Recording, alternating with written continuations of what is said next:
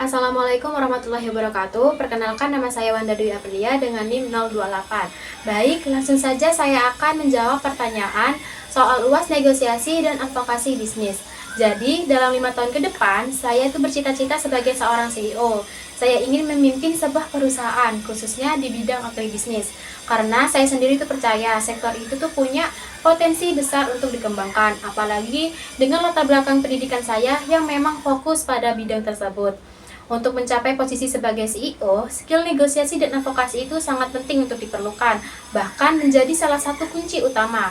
Sebagai pemimpin perusahaan, saya akan berhadapan dengan pihak-pihak yang mempunyai kepentingan yang berbeda, mulai dari investor, mitra bisnis, sampai ke masyarakat.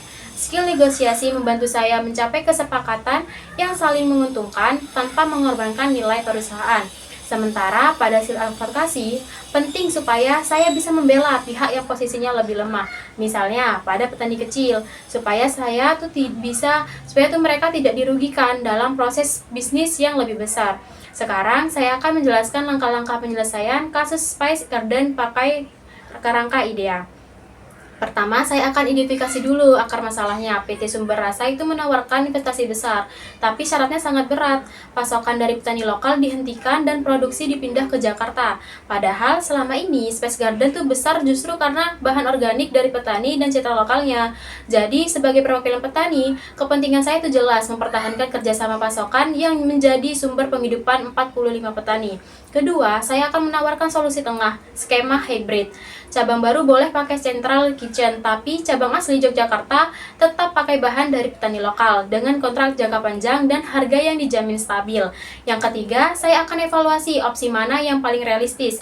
Saya bandingkan dampaknya ke petani, PT Sumber Rasa, dan citra Spice Garden di mata publik. Skema hybrid dengan kontrak jangka panjang itu dinilai paling seimbang karena investor tetap bisa ekspansi, tetapi keaslian produk Spice Garden tetap terjaga. Terakhir, saya ajukan dialog 3 pihak antara Spice Garden, PT Sumber Rasa, dan petani dengan menggandeng Dinas Pariwisata sebagai pendukung supaya posisi tawar petani itu lebih kuat. Setelah menjelaskan langkah penyelesaiannya, baik, saya akan menunjukkan pemetaan hubungan antar pelaku dalam kasus ini menggunakan social network analysis.